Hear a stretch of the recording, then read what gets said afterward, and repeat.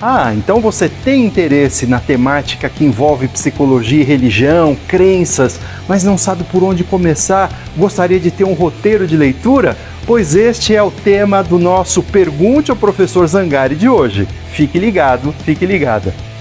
E hoje vamos abrir a caixa de e-mails ou a caixa de Pandora das perguntas que vocês me enviaram.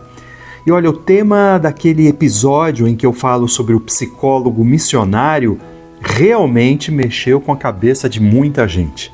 Recebi mais de 50 perguntas sobre um mesmo assunto: o que ler para entender mais e melhor a psicologia da religião. E isso, meus caros e minhas caras, revela duas coisas ao mesmo tempo. Por um lado, um alento imenso por ver tanta gente, estudantes e profissionais, querendo se aprofundar, buscando conhecimento sério e fugindo da pseudagem cristalina.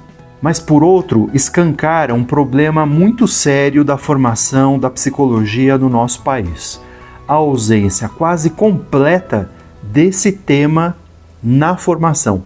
Muito bem, para organizar a nossa conversa, eu selecionei duas perguntas que representam bem o que a maioria de vocês quer saber. Uma de um futuro colega, ainda na graduação, e outra de uma professora que está na linha de frente da formação de novos profissionais. A primeira pergunta vem do norte do país e diz o seguinte: Olá, professor Zangari, eu sou o Tiago, aqui de Belém, sou estudante de psicologia e estou no 8º período. Tenho muito interesse em psicologia da religião, mas em minha universidade não tivemos nenhuma introdução ao tema. O que o senhor sugere que eu leia, mas tem que ser em português? Obrigado e continue com o seu trabalho. Excelente pergunta, Tiago. Você toca no ponto nevrálgico da questão, que é a ausência dessa temática durante a nossa formação de psicologia.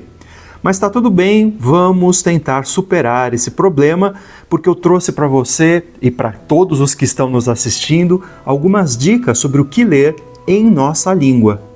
Muito bem, a minha primeira recomendação para você e para todas as pessoas que estão começando é a Cartilha de Psicologia e Religião, que foi produzida pelo Interpsi, o Laboratório de Estudos Psicossociais, Crença, Subjetividade, Cultura e Saúde.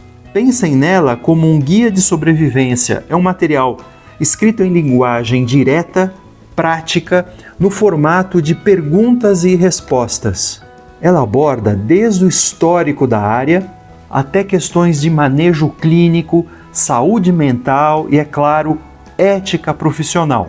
E o melhor de tudo, é gratuita e pode ser lida porque ela está em PDF, como você pode ouvi-la transitando por aí porque ela está em áudio também, como se fosse um podcast.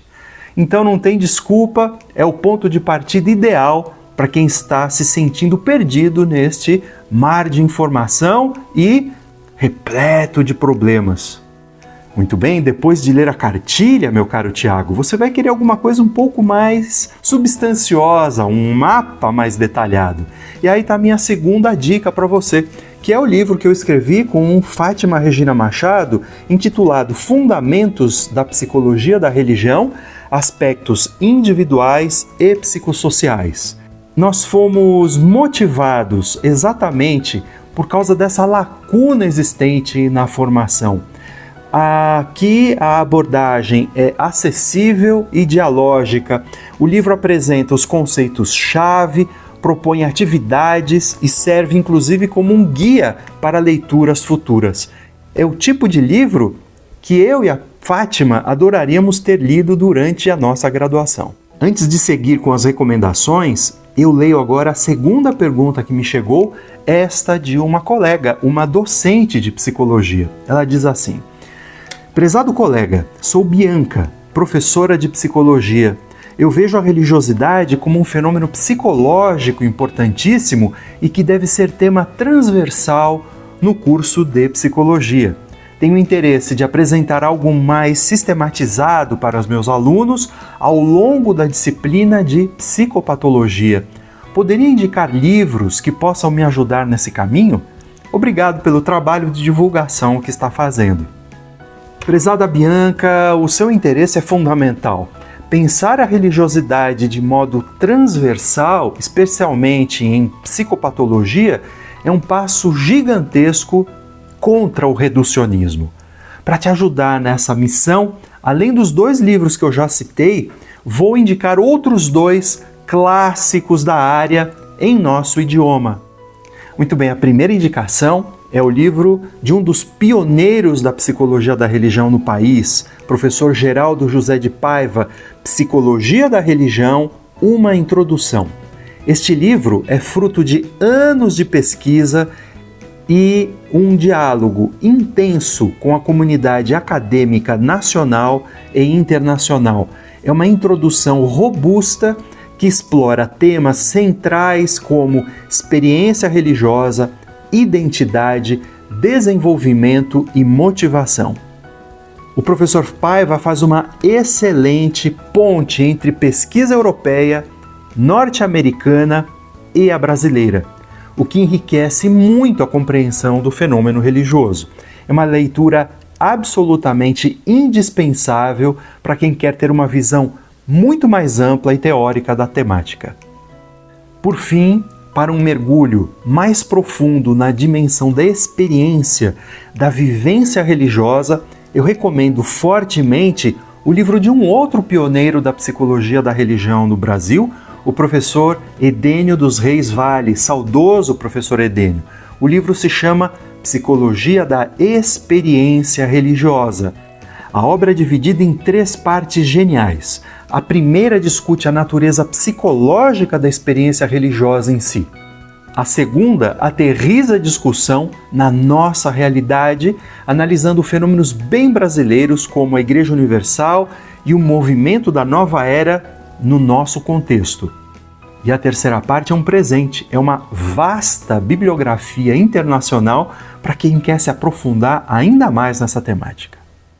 Então, meus caros Tiago e Bianca, resumindo a ópera, temos material de boa qualidade em português. Comecem pela cartilha do Interpsi, avancem para os fundamentos da psicologia da religião, ganhem uma perspectiva ampla com Psicologia da Religião, uma introdução do professor Geraldo, aprofundem-se na fenomenologia com a Psicologia da Experiência Religiosa do professor Edênio dos Reis Vale.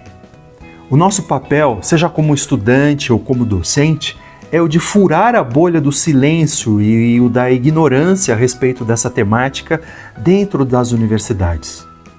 É nossa obrigação acolher essa dimensão da vida que, para o bem ou para o mal, causa sofrimento, questionamento e, por vezes, por outro lado, oferece sentido e propósito à existência humana. Muito bem, esse vídeo fica por aqui.